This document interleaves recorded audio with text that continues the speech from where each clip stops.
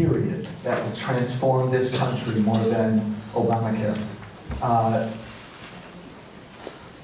Probably the most fascinating part of the legislation is that we know so much about it already. Employers across the spectrum tell us it's the single greatest obstacle toward them hiring.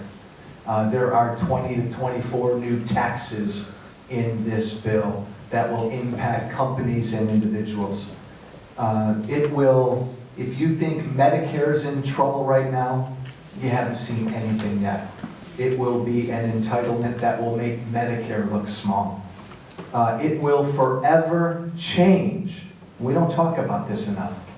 I don't talk about this enough. I want to find out what our experts have to say. This act will forever change the quality of our healthcare system, period. Laura mentioned the doctor shortage. We know doctors are leaving the profession. We know to a large degree doctors are increasingly leaving the profession because of Obamacare. That could be tragic. We know that the ultimate aim, seniors, of Obamacare is to get seniors off of Medicare. It will begin with Medicare Advantage. It will continue with Medicare. The ultimate aim then, with Obamacare, we gotta be upfront. Too often politicians aren't upfront. The aim of this legislation is to put everybody on government-run health care. That will be Medicaid. If you think Illinois is in a little bit of financial trouble right now, again, you haven't seen anything yet.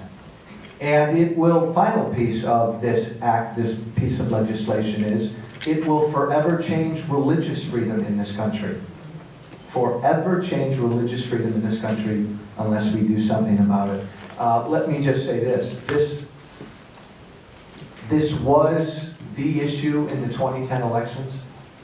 I mean, think about it. Because you have an issue that impacts almost every aspect of life in this country, from jobs to taxes to the quality of health care to Medicare, it ought to be the issue this election. And it really has come down to politics in many, many ways. Depending on how the country acts, it's coming up in about 4 weeks, is really going to dictate the future of this legislation.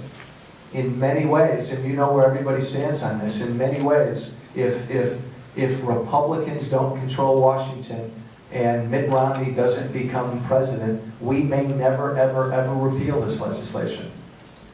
Oftentimes, as I close, very important elections can be quite simple. This one's a real easy one. So, American Nutrition Association, thank you so much for having me up here, and I'd love to give a special shout out to one of my favorite Chicago area companies, Now Foods, and all the good folks who are here this evening. Thank you.